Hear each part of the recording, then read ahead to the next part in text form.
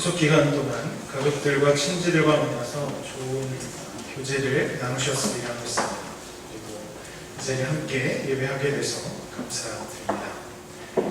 추석 때 절대 묻지 말아야 할 명절 금지 3질문 들어보셨을 겁니다. 공부는 잘하니? 결혼은 언제 할 거니? 취직은 했니? 이런 질문은 꼭 하지 말아야 된다고 이렇게 얘기를 하더라고요.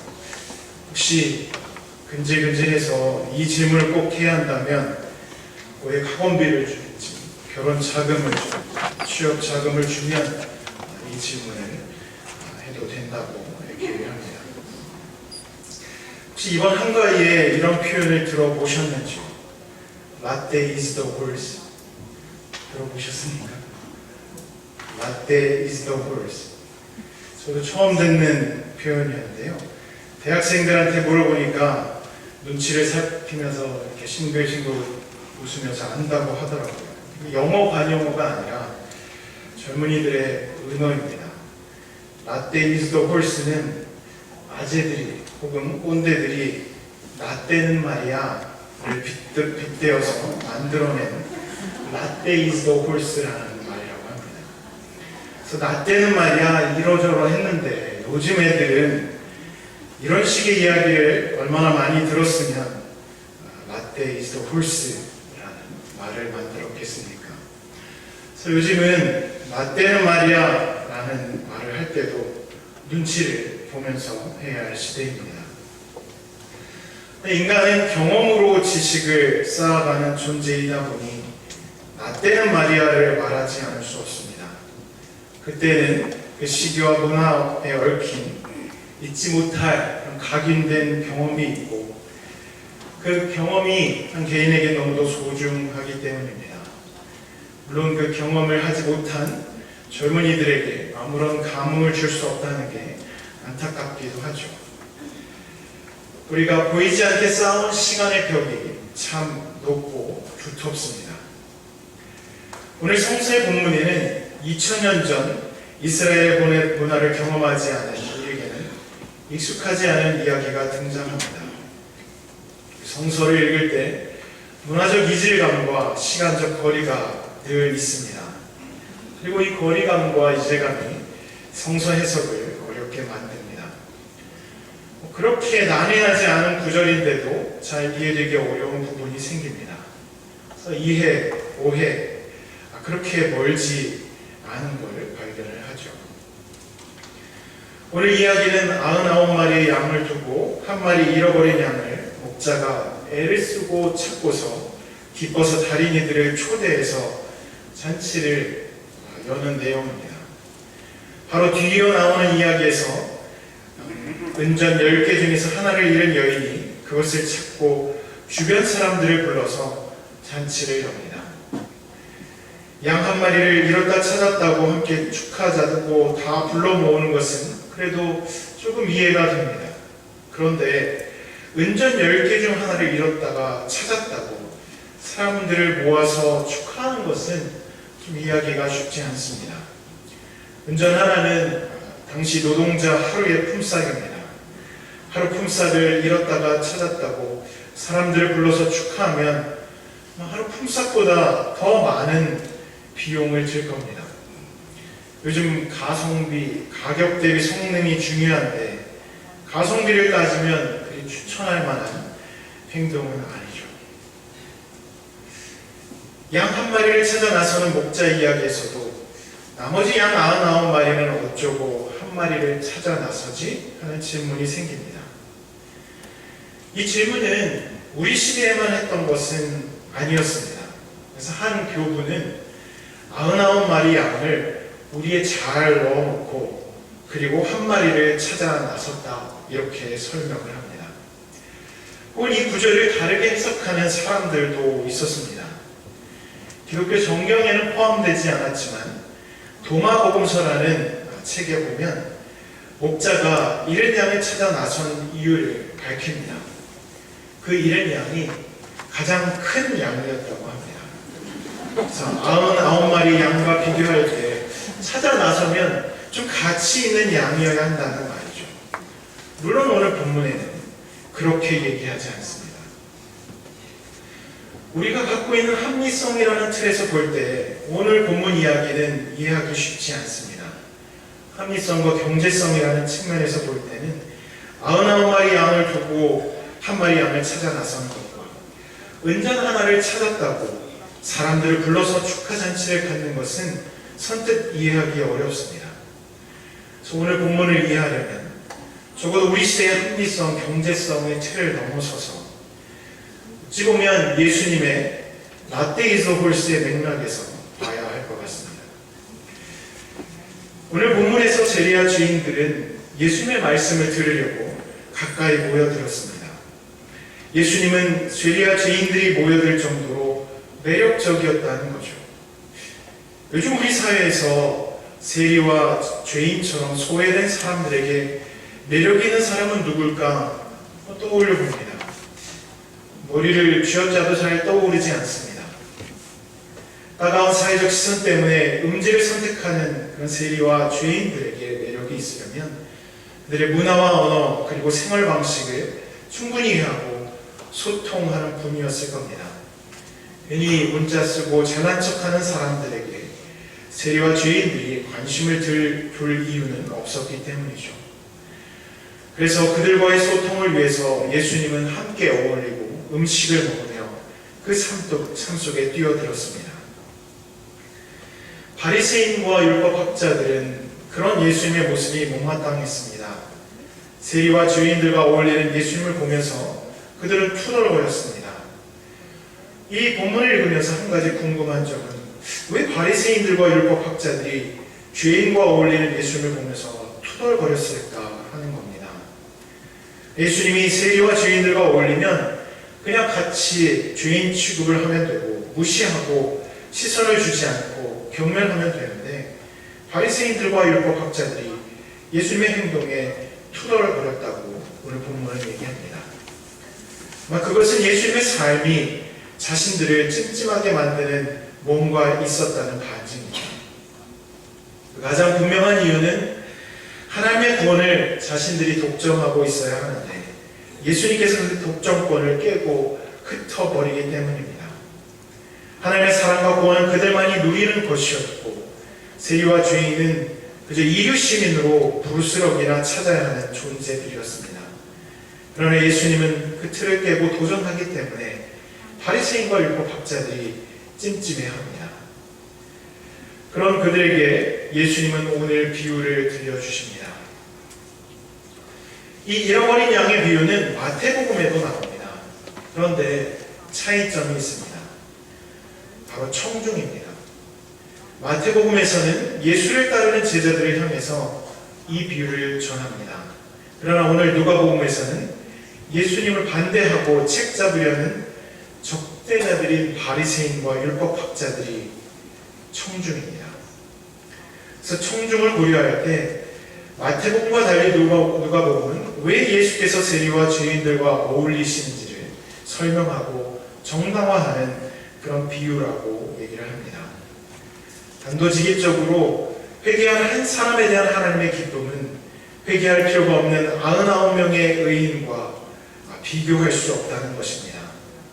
그래서 이 비유는 바리새인과 율법학자에게 예수님의 행위가 옳다는 것을 정당화하면서 하나님 나라 밖에 있는 죄인들을 찾아 나서서 기쁨으로 영접하라고 도전을 하고 있습니다.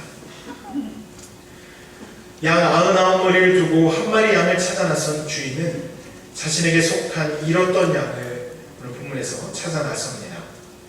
마태복음과의 비교를 조금 더 한다면 마태복음에서 잃은 양에 사용된 일타라는 플라나오 동사는 잘못된 길로 나간 타락한 제자를 의미합니다. 그러나 누가복음에서 사용된 일타라는 아폴롬이라는 동사는 말 그대로 분실했다는 의미입니다. 그래서 마태복음에서는 찾다라는 동사를 추적하다, 쫓다라는 의미의 제테오라는 동사를 사용하지만 누가복음에서는 분실한 것을 찾는 휴리스코라는 단어. 그래서 주인은 분실한 양을 찾아 나서는 것으로 나옵니다. 그리고 찾고 나서 주인은 어깨에 메고 돌아옵니다. 굳이 어깨에 메고 돌아오는 것은 즐거움과 반가움의 표현이라고 이렇게 얘기를 합니다. 분실한 양을 혼쭐을 내는 마음보다는 즐거움이 찾았다는 즐거움이 더 앞서는 거죠. 그리고 사람들에게 나와 함께 기뻐해 주십시오.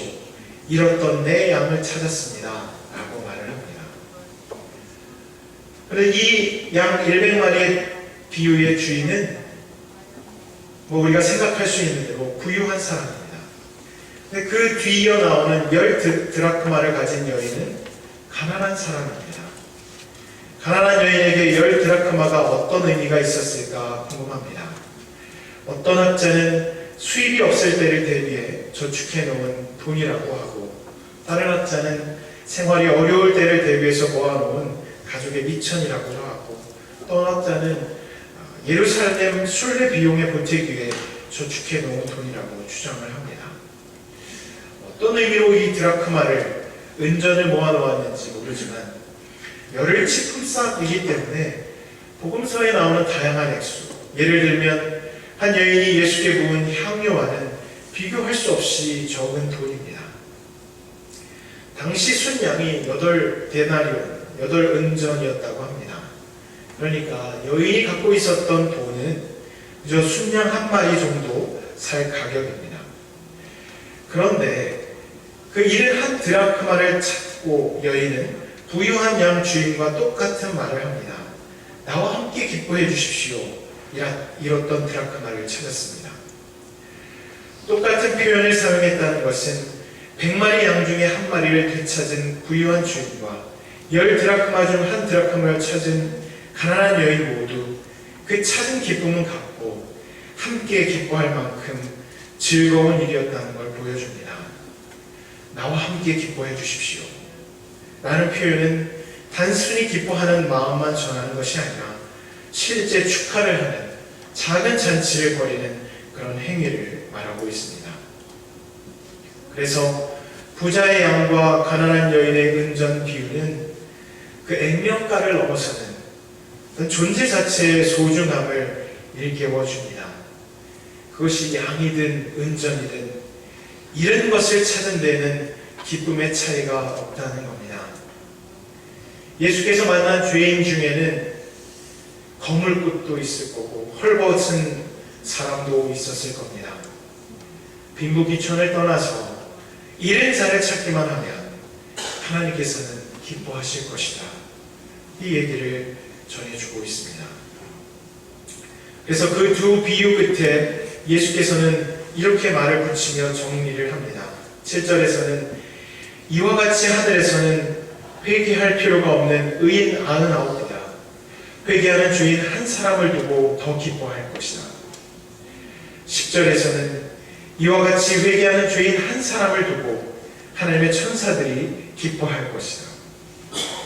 하나님께서 회개하는 죄인 한 사람을 두고 더 기뻐할 것이라고 합니다.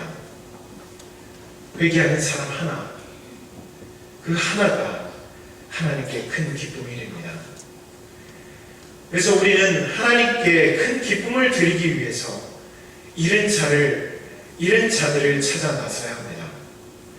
그러면 그 잃은 자들은 누구일까요?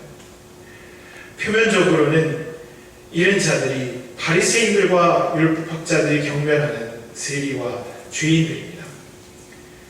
그러나 하나님께서 크게 기뻐하실 사람은 그 신분이나 아니면 사회적 격차와 상관없이 회개가 필요한 사람입니다. 이 비유를 들으면서 바리새인과 율법학자는 아마 넋놓고 그래, 회개할 놈들은 저놈들, 세리와 죄인들이야 라고 이해했을지 모릅니다. 그들은 스스로 의인이라는 견고한 상상의 면류관을 뒤집어쓰고 있었기 때문입니다. 정말 회개가 필요한 사람은 누구일까요? 한 장로님이 사람 구실을 제대로 못하고 있다고 생각하는 아들 때문에 고민이 많았습니다. 사고 뭉치여서 늘 기도 제목이었습니다. 기도하고 고민하다가 목사님께 아들을 만나달라고 요청을 했습니다. 목사님과 얘기하고 기도하면 아마 달라질 거라는 희망 때문이었죠. 그래서 그 목사님은 약속을 잡고 그 아들을 만났습니다. 함께 식사하면서 이런저런 얘기를 하다가 하나님에 관한 이야기를 시작했습니다. 하나님은 사랑이 많으시고 문제가 많더라도 돌아오면 받아주시는 은혜가 풍성한 분이다.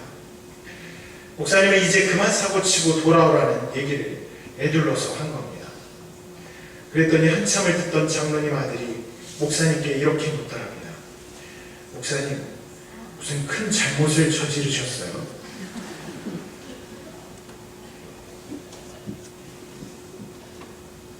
제 눈에 있는 들보를 볼 수 없는 게 우리 인간들입니다. 설교를 마치고 인사를 할 때 드물지만 이렇게 얘기하는 분들이 있었습니다. 오늘 제 남편이 설교를 꼭 들었어야 하는데 오늘 안 왔어요. 근데 신기한 게 오셔도 다르게 됐습니다. 내가 느낀 감동과는 다른 감동 혹은 무감동인 경우가 많습니다.